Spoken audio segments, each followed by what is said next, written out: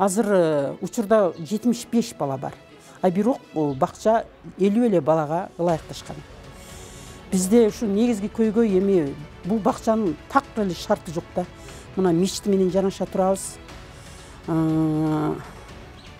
Анан жер тар, мына ойноочу площадкалар дагы аябай тар. Бак жок.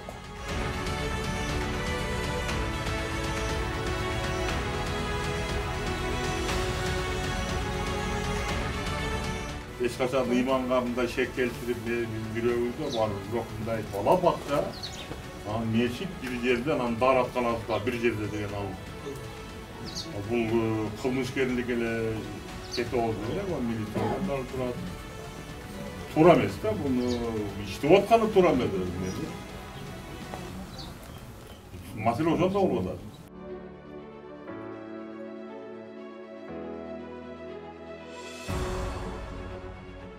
Например, аз быйыл кайрылды, эми жылкы ушу Норуздарга чечип берип койсок, жазында булар сайтке турат. Анан кийин депутаттар келди эле, келип, ал жерге бир 30-40 келип туруп, ошол кеткен менен кабар жок деп, эртең аким келип кетти эле деп айтпайт, депутаттар келди эле, чечкен деле жок дейт. Ошон үчүн биз сиздерге тапшырып атабыз, шуну чечип бериңиз. Ордунан. Анан кийин биз дагы кийин сурайбыз ушул жерде, чечтиңер, чечпедиңер деп.